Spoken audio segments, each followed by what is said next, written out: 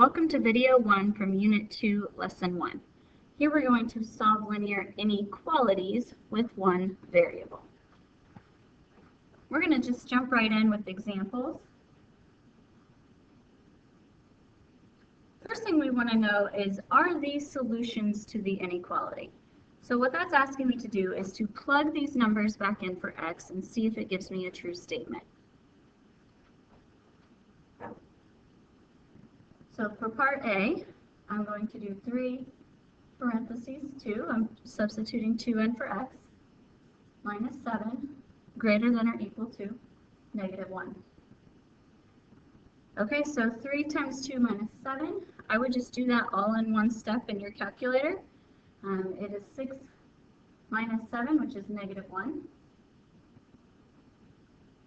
Okay, so this one I have to think about. Is negative 1 greater than or equal to negative 1? Well, since it is equal to, then yes, that is a solution. If it were just a greater than sign, without the equal to part, then it would not be true.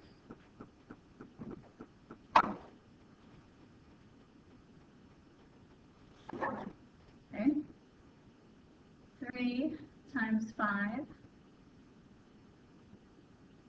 minus 7 greater than or equal to 1. So I'm going to do the same thing for this example. 15 minus 7 is 8. And 8 is greater than negative 1. So again, this is yes, that is a solution. Let's take just a minute and go over our inequality signs. So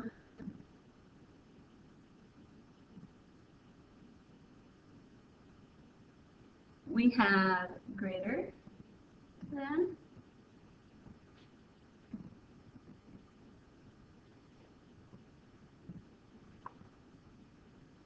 greater than,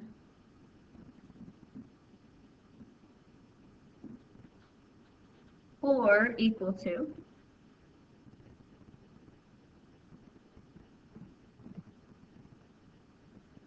less than, and then less than or equal to.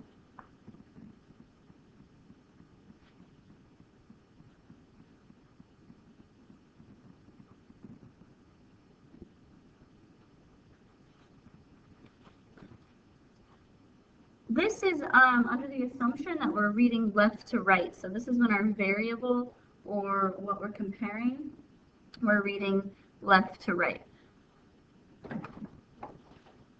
So let's look at a few solving examples. Solve the inequality and graph on a number line. So I solve inequalities pretty much the exact same way I solve equations. So I want to isolate the variable. I want to get a by itself. So the first thing I have to do is I have to move that 7. Since 7 is positive, I'm going to subtract.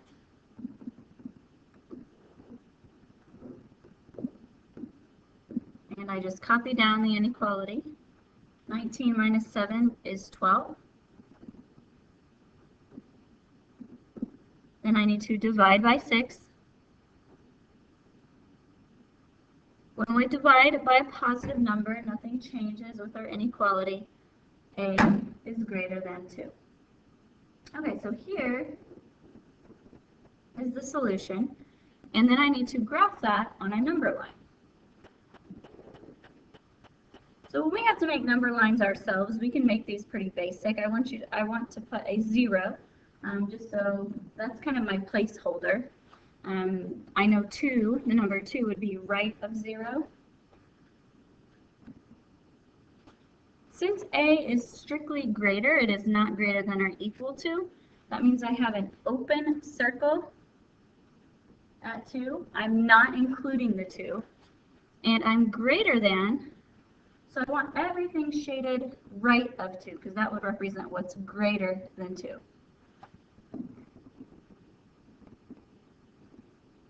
I fill in that arrow just to show that that's going to go on continuously, everything greater than 2. Sometimes what helps is if you think of your inequality sign kind of like an arrow. So it's pointing to the right, that means I shade right.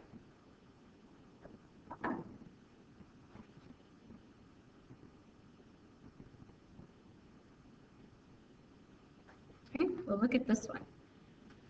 All right, so now this one's a little confusing because you have this 3x on the other side. We really, with inequalities, want our variables on the left side. So I'm still going to do that. I'm still going to move this negative 3x.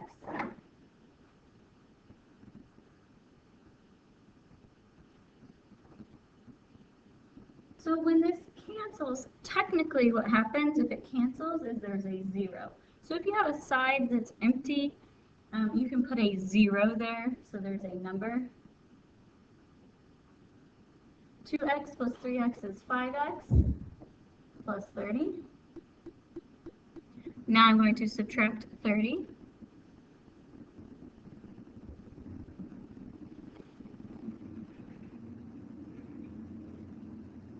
I'm going to divide by 5.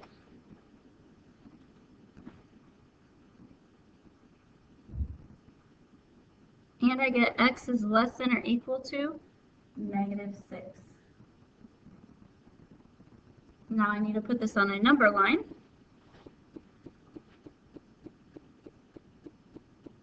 Again, I'm just marking 0 as a placeholder. I'm putting negative 6 to the left of 0. Since this is less than or equal to negative 6, that means I want to include negative 6. So I put a closed circle. If I think of my inequality like an arrow, it's pointing left, and I want less than, so I want to shade left of negative 6.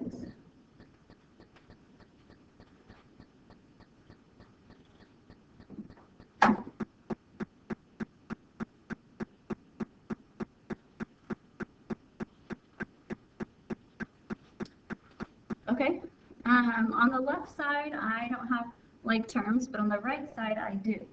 So first, before I can start solving, I need to combine those like terms. So I'm just going to copy everything down from the left,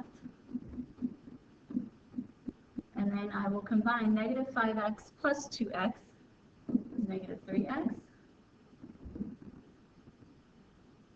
Okay, I want to move my variable to the left.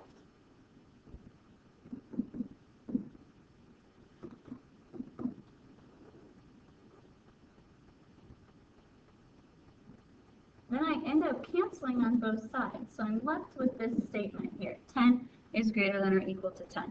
So kind of like with equations, if both variables cancel, then I have a special case. So if it's true, 10 greater than or equal to 10, that is true because 10 does equal 10. Then I have, again, infinitely many solutions. So that means on a number line, the whole number line would be shaded. It means everything is an answer. For inequalities, the 10 and the 10 don't have to be the same. Those don't have to be the same for this to be true. Let's say your variables canceled and you ended up with something like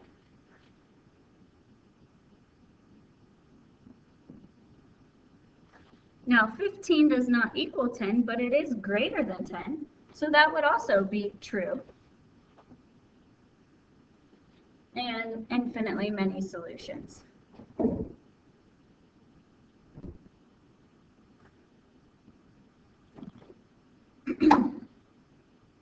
Something that I need to point out that we didn't have an example of is inequalities, when you're solving, are just like equations, except if you divide or multiply by a negative.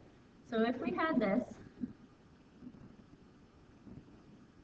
and I want to get x by itself, and I divide by negative 2, and when you divide by that negative, the number you divide by, you have to flip your inequality sign.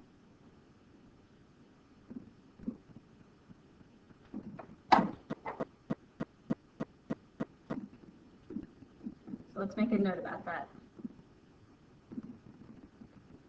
So if you multiply, and most of the time it's dividing, but multiply or divide by a negative,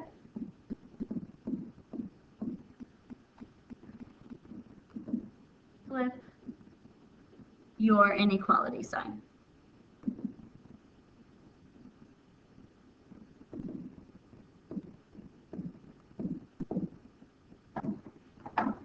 Okay, that wraps it up. Now we're ready to do Unit 2, Assignment 1.